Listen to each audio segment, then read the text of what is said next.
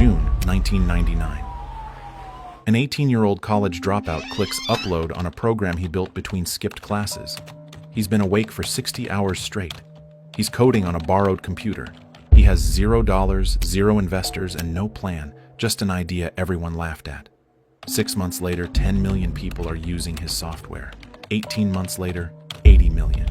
The $40 billion music industry mobilizes everything. Lawsuits, FBI raids, congressional hearings, even Metallica suing their own fans.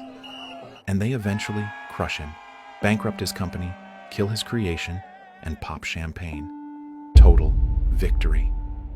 But here's what those celebrating executives don't understand yet. They've just made the worst mistake in music history, because destroying this teenager won't save them. It will unleash something far, far worse. The kid wasn't the threat. He was the dam holding it back. How did one teenager topple a $40 billion empire? Why did killing his creation change the music forever? Spring 1999.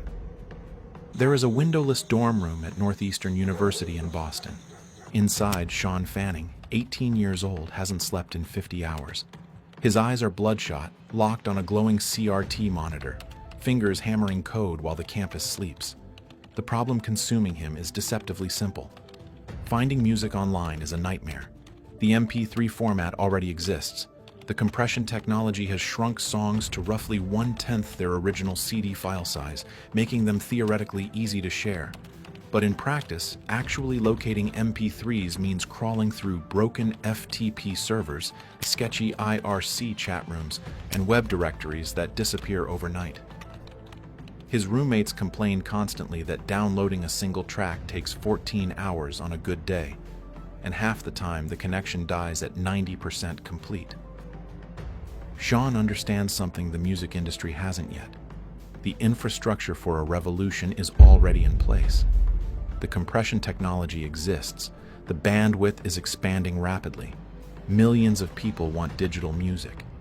What's missing is the architecture to connect supply and demand.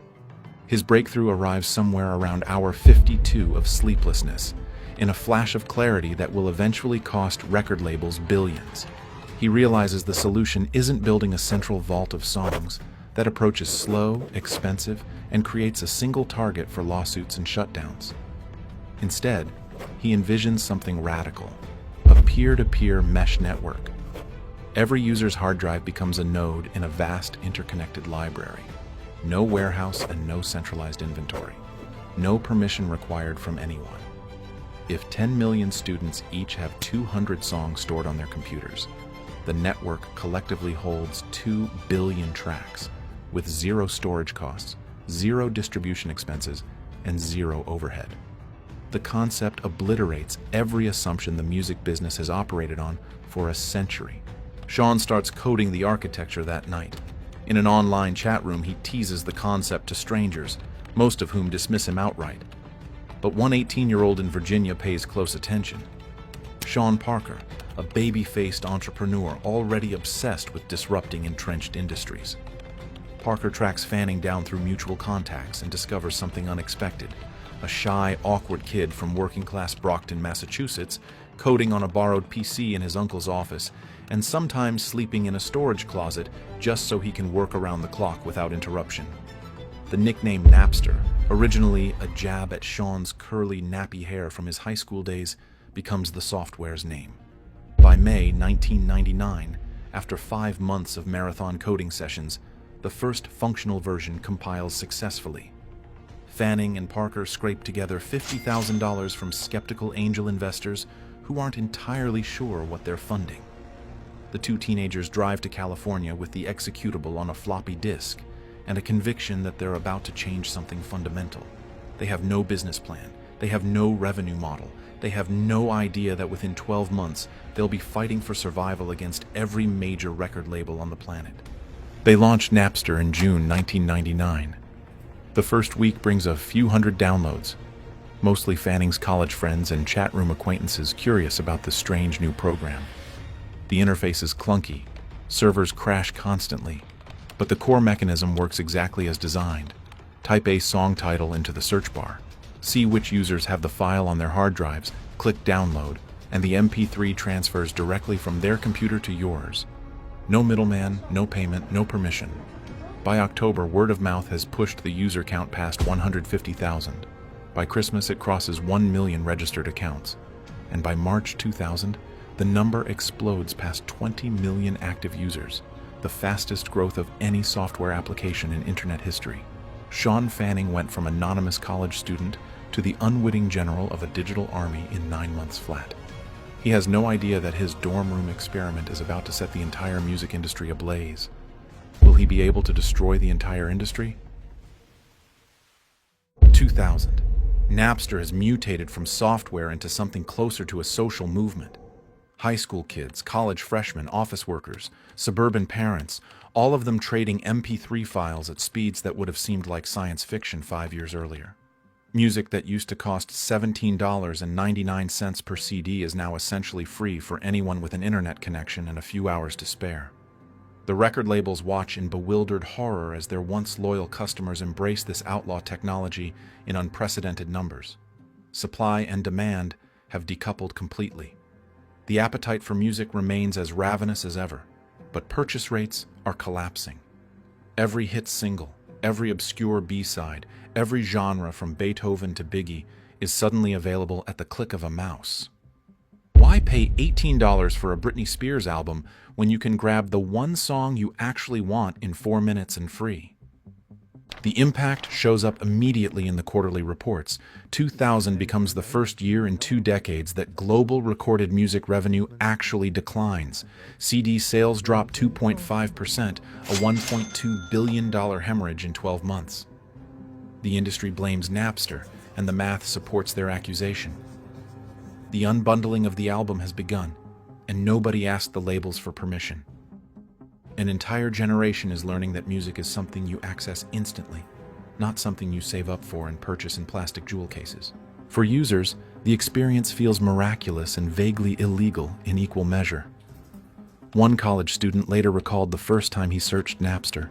He typed in a song he'd wanted for 3 years, watched the progress bar fill over the next few minutes, and then sat frozen at his desk, certain the FBI was about to kick down his door. Nobody came. He downloaded 200 more songs that night. Multiply that paranoid euphoria by 20 million users experiencing the same thing simultaneously, and you begin to understand the scale of what Fanning accidentally unleashed. Universities feel the infrastructure strain first and hardest. At Indiana University, campus administrators discover that Napster traffic alone is consuming 61% of total network bandwidth, a system designed for academic research and email, now clogged with students trading Limp Bizkit and Eminem MP3s between classes. By late 2000, over 200 colleges have banned Napster outright, not primarily because of copyright concerns, but because the sheer data flood is crashing their servers. Students revolt against the bans. At Indiana, undergraduates launch a Save Napster petition that spreads virally to 40 other campuses within weeks. For them, Napster isn't just a useful application, it's practically a constitutional right. The media catches on quickly. Newspapers run breathless headlines about music's Wild West and digital pirates. Reporters ask incredulously, who's behind this Napster thing? Suddenly, Sean Fanning transforms from anonymous coder to reluctant cult hero. He's shy and visibly awkward in every interview, but the press can't get enough of the narrative. A teenager in a hoodie taking on billion-dollar corporate giants.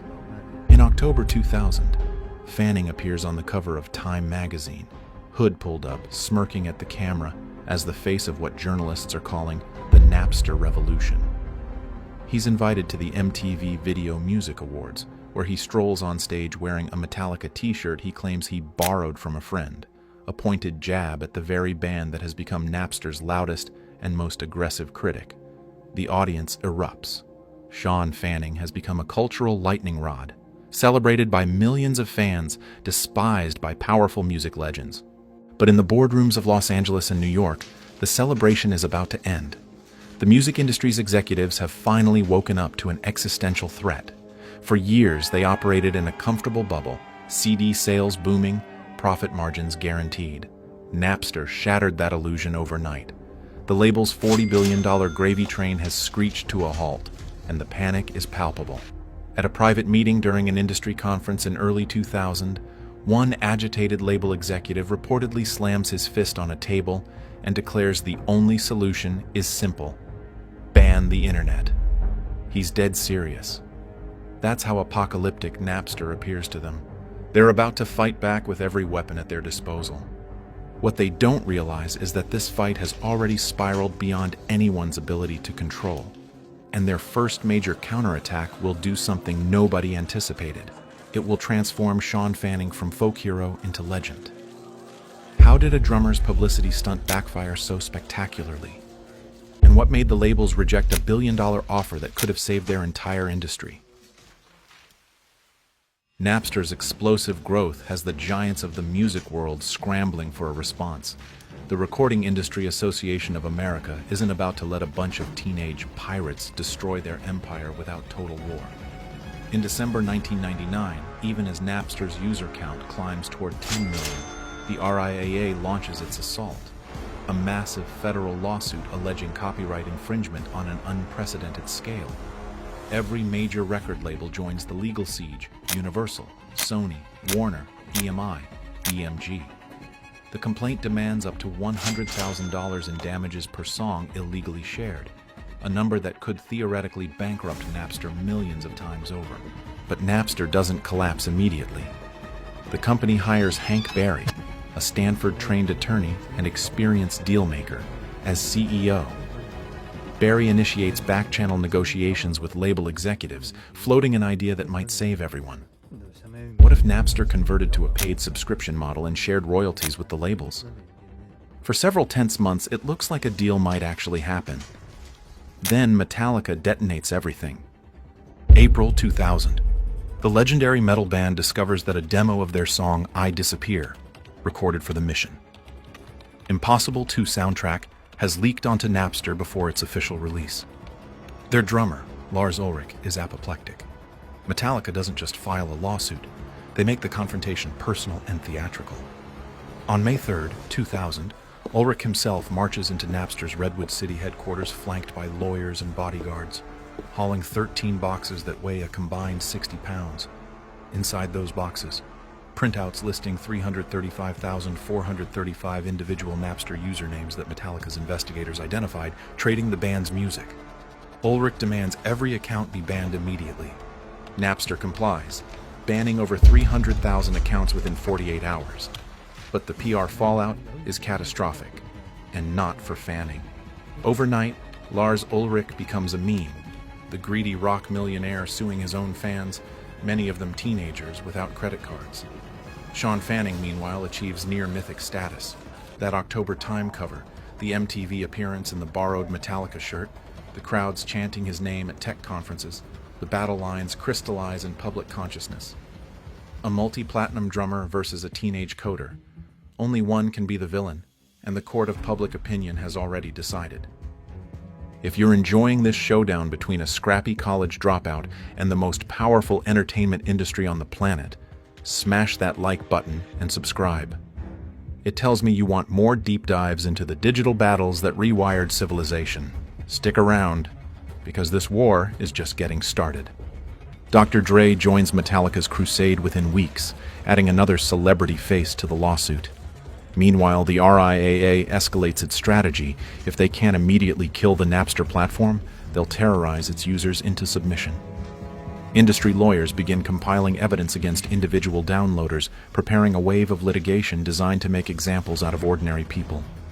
The legal math is terrifying. Statutory damages of $100,000 per song mean that a college student with 200 downloaded tracks faces potential liability of $20 million.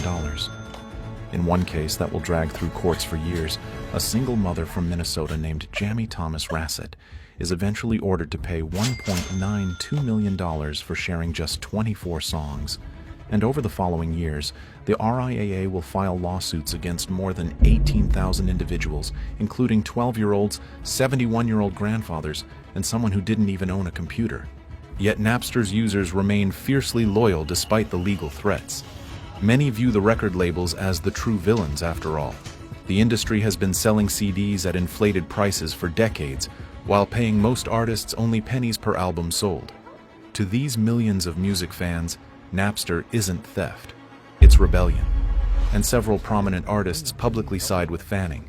Electronic musician Moby tells interviewers he's flattered people love his work enough to share it.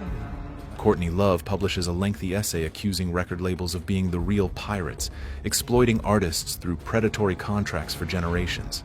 Even as the cultural war rages, Napster's legal day of reckoning draws closer. In July 2000, a federal judge rules in the RIAA's favor and orders Napster to shut down immediately. But Napster's lawyers win a temporary stay from the appeals court, keeping the servers running while the case climbs toward its final resolution. By early 2001, the decisive battle arrives. Will Napster bend to the courts and the industry, or somehow slip free and survive? What happens when a dying company offers $1 billion to stay alive? And why would anyone refuse that much money? February 2001. After 14 months of legal trench warfare, Napster's fate hangs by a thread. On February 12th, the Ninth Circuit Court of Appeals delivers the crushing blow. Napster is overwhelmingly liable for contributory and vicarious copyright infringement on a massive scale. The judges reject the Betamax defense, Napster's argument that their software has substantial legal uses. With 2.79 billion file transfers happening monthly, nearly all of them copyrighted music, the court isn't buying the innocent tool argument. The ruling is unambiguous. Napster must stop the unrestricted trading of copyrighted songs. A countdown begins, the same 48-hour countdown from our opening scene. Inside Napster's headquarters in Redwood City, the atmosphere swings between defiance and desperation.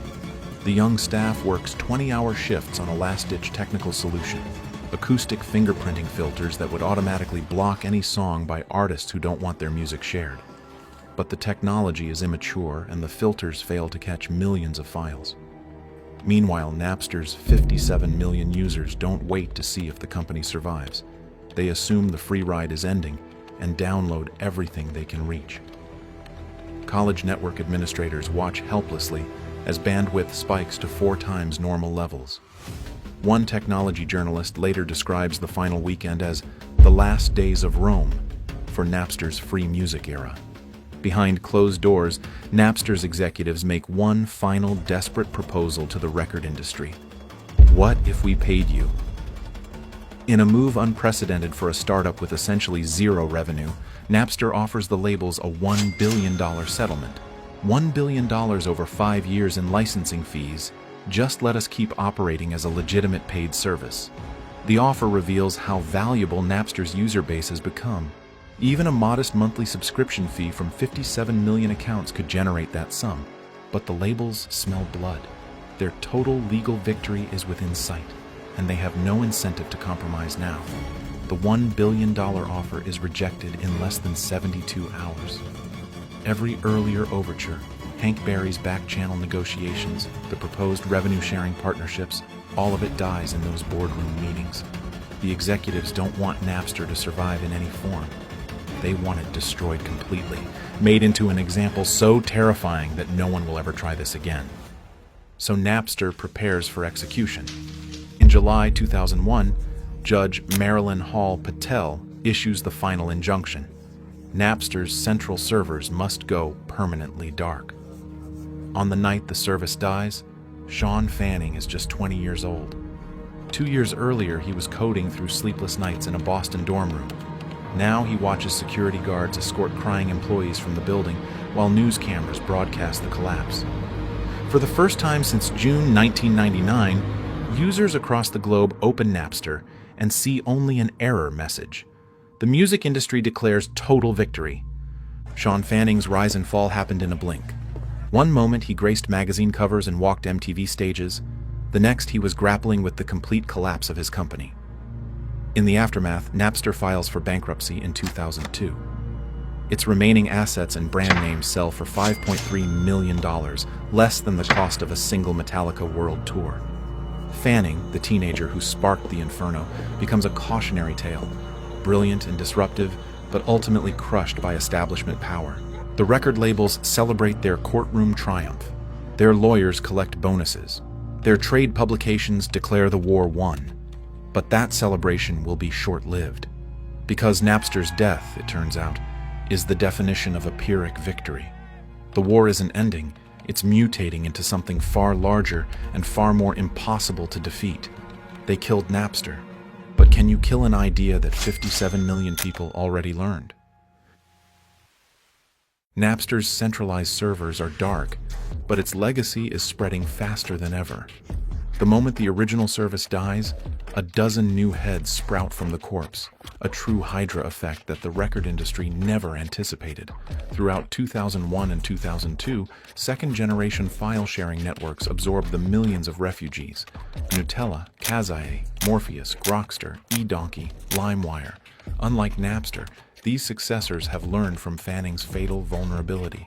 Where Napster ran all searches through central servers, a single target for injunctions, the new networks distribute everything.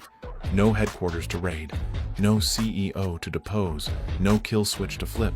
Shut down one node and traffic reroutes instantly through 1,000 others. The legal whack-a-mole begins immediately and never stops.